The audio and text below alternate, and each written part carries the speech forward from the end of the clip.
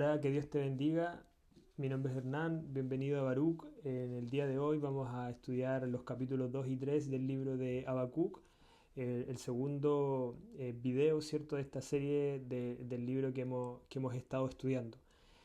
En el capítulo anterior estuvimos revisando el contexto del libro, ¿cierto?, en qué época Habacuc escribió esta conversación que él documentó, ¿cierto?, registró con Dios, y podíamos ver cómo Habacuc presentaba sus reclamos, sus quejas delante de Dios al ver el contexto social y político de Judá ante el rey Joacim, que fue un rey que promulgó mucha idolatría en el pueblo, a diferencia de su padre Josías, que fue un rey justo delante de Dios, según lo que registra Segundo de Reyes. Y ahí se genera, ¿cierto?, una conversación, como ya habíamos estudiado, en la cual Dios responde a Habacuc que él iba a disciplinar al pueblo de Judá, ¿cierto?, castigándolos la idolatría que ellos habían promulgado o comenzado a hacer, a realizar con la dominación de Babilonia. Y allí se genera este diálogo en el cual Habacuc no entiende y se queja reiteradamente en contra de Dios, no entendiendo, ¿cierto?, y cuestionando la voluntad de Dios, de por qué el Señor tomaba esta decisión de castigarlos con un pueblo pagano, un pueblo extranjero, un pueblo más pecaminoso, más injusto, según la visión, según la percepción del propio profeta. Y es allí donde nos encontramos ya en este segundo capítulo, donde Jehová responde estas protestas de Habacuc, y en el versículo 1 nos encontramos con que Habacuc dice, sobre mi guarda estaré, sobre la fortaleza firmaré el pie y velaré, sé, sé qué se me dirá delante tocante a mi queja. Y podemos ver en este verso introductorio cómo Habacuc lo responde con mucha confianza, con mucha seguridad. O sea, en la mentalidad, lo que se interpreta del texto, en la mentalidad de Habacuc, él consideraba que sus argumentos eran tan fuertes, eran tan válidos, a su percepción personal, eran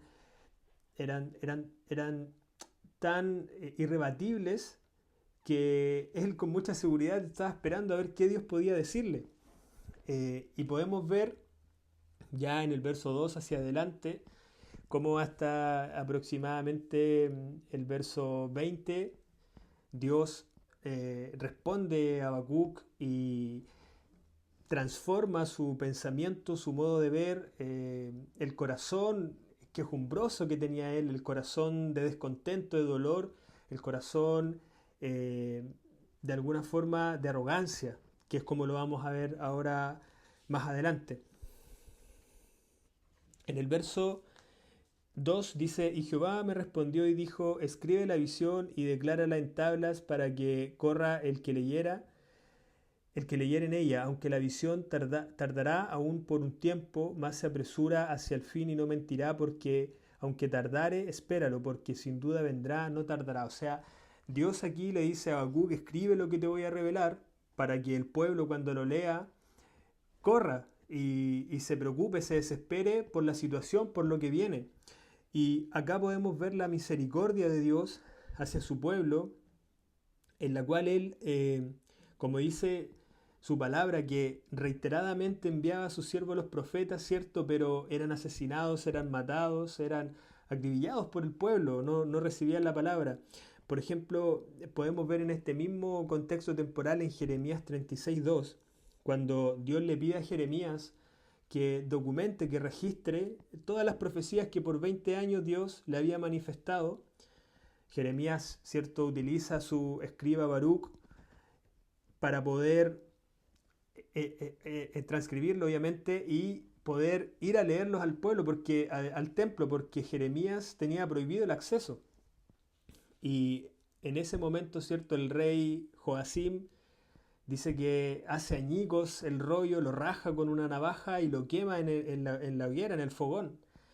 Entonces podemos ver el corazón primeramente del rey y cuanto más del pueblo que rechazaba la palabra de Dios. Entonces Dios le dice a Habacuc, registra esta profecía, registra esta palabra que yo te estoy dando para que el pueblo se aperciba, para que el pueblo corra. Hoy la palabra de Dios está escrita para nuestras vidas. Tenemos la palabra, ¿cierto?, viva y eficaz a nuestros corazones al alcance. Y todas estas cosas fueron documentadas quizás cientos y miles de años, pero la palabra sigue viva tanto en ese tiempo como hoy. Y estas cosas están escritas para que nosotros también podamos ser apercibidos, así como Dios de alguna forma conmovió, ¿cierto?, y persuadió el corazón de su pueblo en aquel tiempo. Ahora, en el verso 4, a mi percepción, es el verso clave del libro, o el verso de alguna forma, ¿cómo decirlo?, bisagra, en el cual se quiebra el pensamiento de Habacuc en una mentalidad, ¿cierto?, crítica hacia Dios, cuestionando su voluntad, quejándose, en la cual él decía, por ejemplo, en los versículos capítulos 1 y 2, Señor, ¿hasta cuándo vemos tanta violencia? ¿Hasta cuándo el impío prevalece sobre el más justo que él? O sea, él atribuyéndose, ¿cierto?, más justicia que los demás. ¿Y por qué guardas silencio y toleras a los traidores? Ahora, en el verso 4, dice el Señor, he aquí que aquel cuya alma no es recta se enorgullece. O también usted puede dar vuelta a la frase y el orgulloso no es un hombre con un alma recta, o aquel cuya alma no es recta se enorgullece. Es decir, yo entiendo acá, de alguna forma Dios le hace ver a Habacuc que el orgullo, sea hacerse o darse la credibilidad de justicia por sobre otros, ¿cierto? Querer justificarse delante de Dios te hace ser una persona orgullosa inmediatamente, y eso te aleja de Dios, te aleja de su justicia, te aleja de la rectitud, y ya inmediatamente estás descalificado de la justicia que tú necesitas o demandas para poder presentarte delante de Dios, recordando que Dios es un Dios santo y sin santidad nadie verá al Señor. Ahora, Proverbios 16-18 dice, la soberbia precede a la ruina y el orgullo al fracaso. Y eso está escrito. Usted puede ver a personas con quizás mucha seguridad, con mucha autoestima, con mucho orgullo, soberbia, seguridad de sí mismo, buena situación económica, buena estabilidad, pero la Escritura dice que la soberbia precede a la ruina. O sea, las personas que caminan en orgullo, que caminan en altanería, no dan de la gloria de Dios, su ruina está muy cercana. O sea, es el orgullo, es la tapa, es el orgullo y es la ruina. Y Dios le está advirtiendo eso a Habacuc. Cuidado, Habacuc. Cuidado con tus palabras, cuidado con tu razonamiento, cuidado con confiar en tu propia justicia, cuidado con la autoconfianza en ti mismo, en tus propias fuerzas. ¿Por qué? Porque la soberbia, el orgullo, precede, o sea, se antepone al fracaso, a la ruina del hombre. Por eso el Señor dice que el justo, ¿cierto?, vivirá. El justo prevalecerá, prosperará. Y ahora el Señor, a mi parecer, le da una cátedra, una lección, y es el versículo más importante, a mi parecer, porque toca el corazón y conmueve el corazón del profeta Habacuc. El justo por su fe vivirá, el Señor le dice.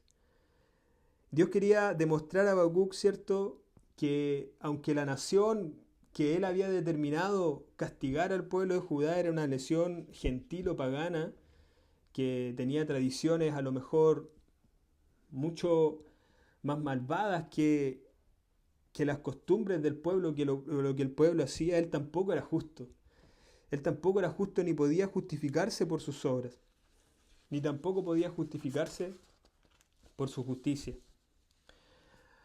Como dice Romanos 3:22, la justicia de Dios por medio de la fe en Jesucristo para todos los que creen en Él. O sea, la justicia que viene de Dios no es por las obras. No es por mis méritos, no es por mis atributos, sino que es por medio de la fe en Jesucristo. Y como dice el libro de Hebreos, que muchos de los profetas, ¿cierto?, murieron anhelando ver lo prometido, la promesa, el galardón, la esperanza en su Salvador. Y aquí podemos ver cómo el Señor le enseña a Habacuc que por medio de la fe él podía confiar en el Señor, él podía descansar en él. Y esa enseñanza también es para nosotros, que como sabemos en los momentos difíciles de nuestra vida, así como Habacuc estaba en una situación muy afligida, él siendo un profeta, un levita, ministrando en el templo y viendo el pueblo corrompido, él quería que el pueblo, cierto, volviera al Señor y no entendía cómo había tanta injusticia y además una nación enemiga los iba a venir a dominar. Pero aún en esa situación el Señor le dice, el justo por su fe vivirá. O sea, confía en mi voluntad, descansa en mí y vivirás. Y la fe agrada al Señor. La palabra de Dios dice que sin fe es imposible agradar a Dios. Es imposible. Porque es necesario tener fe para creer que Él es y que Él está y que Él vive sin poder verle. Y acá podemos ver una diferencia, ¿cierto?, entre lo secular y lo espiritual, en la cual nosotros como hombres tenemos mucha fe y confianza en nuestras cosas materiales. Nos compramos una casa a 15, 20 años, confiando en que la vamos a pagar, ¿cierto? Nos compramos un carro a 1 o 2 años, creyendo que nos va a ir bien, que lo vamos a poder cancelar, que no vamos a tener ningún accidente. Nos subimos a un avión, ¿cierto?, sin conocer al piloto y nos desplazamos cientos de kilómetros de una ciudad a otra, confiando con fe en que las cosas van a salir bien en un término material. Pero la enseñanza que Dios nos trae a través de este versículo es que depositemos nuestra confianza en Él primeramente. Él es el que gobierna todas las cosas, Él es el que gobierna el universo, el área material, la tierra, el cielo y las estrellas. Y todas las cosas están en su mano y en su deidad. Y nuestras vidas Él también las tiene controladas en su mano. Y es menester necesario que nosotros confiemos en Él, confiemos en su voluntad. Y bueno, en el versículo 20, ya entre el 4, ¿cierto?, y el 20, el Señor le da muchos argumentos a Habacuc y le dice que a pesar de que el reino de Babilonia, ¿cierto?, el reino más poderoso de aquella época, iba a conquistar Judá, Dios también iba a castigar al reino de Babilonia, también lo iba a disciplinar.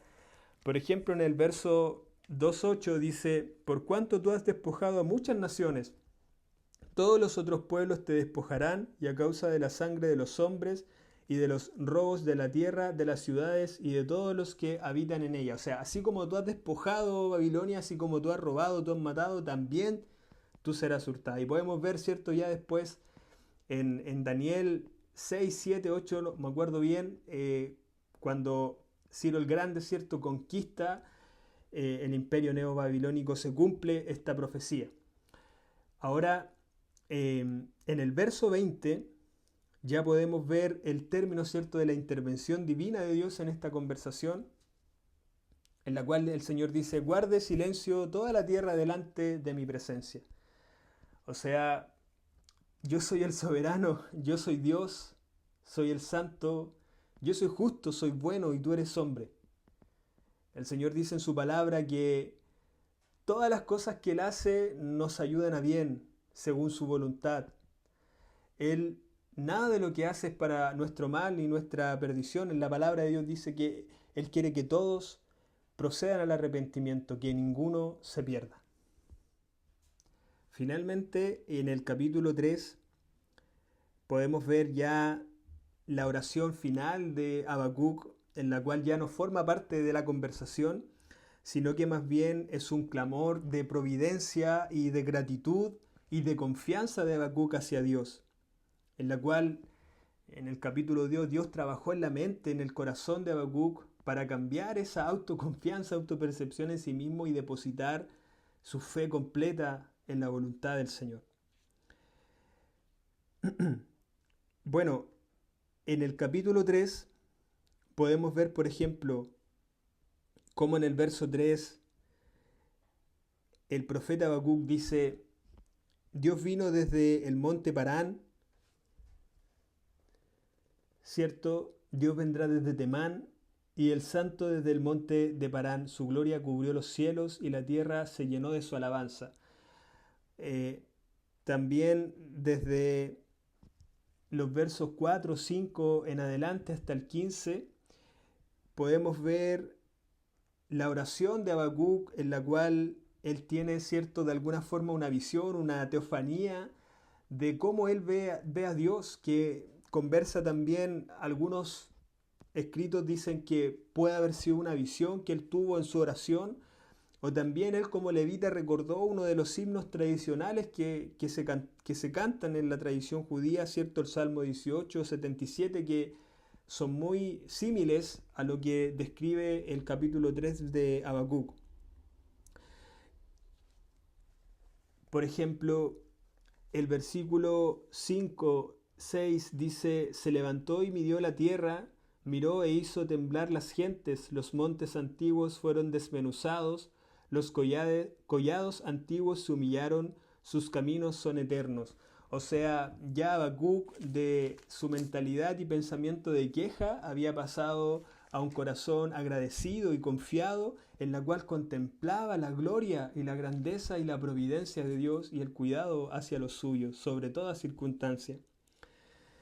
El libro Los profetas como predicadores de Gary Smith dice como conclusión a este capítulo: ahora él tenía confianza en la salvación de Dios. Ya no tenía preguntas con respecto a poner su fe en Dios. Su perspectiva cultural, temporal fue moldeada. Se sometió voluntariamente a la angustia que Dios traería sobre la nación. Se regocijó en el Señor y lo exaltó, porque sus pies estaban sobre terreno seguro, tal como el siervo en Salmos 18:33, y porque Dios era la fuente de mi fortaleza. Y podemos leernos, ¿verdad?, estos versículos que son emblemáticos quizás y muy conocidos, en la cual el profeta Habacuc dice: aunque la higuera no florezca ni en las vides haya frutos, aunque falte el producto del olivo y los labrados no den mantenimiento y las ovejas sean quitadas de la majada y no haya vacas en los corrales, con todo yo me alegraré en Jehová y me gozaré en el Dios de mi salvación. Jehová, el Señor de mi fortaleza, el cual hace mis pies como de ciervas y en mis alturas me hace andar.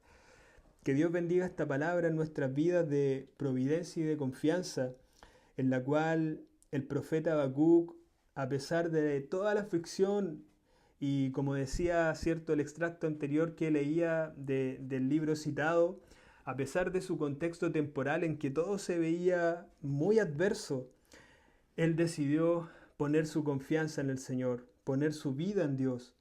Y el Señor nos invita en esta hora, en el contexto en que nos encontremos, enfermedades a lo mejor, aflicciones económicas, problemas familiares, angustias, en estos tiempos tan difíciles, podamos decir, así como dijo el profeta Habacuc, quizás con varios años a lo mejor en los cuales Dios trabajó en la mente del profeta para poder transformar su corazón, pero podamos entender que Dios siempre está a nuestro lado, que Él es nuestro cuidador, es nuestro guardador, y que, como dijo Habacuc en el verso 19, el Señor es mi fortaleza, el cual hace mis pies como de ciervas y en mis alturas me hace andar.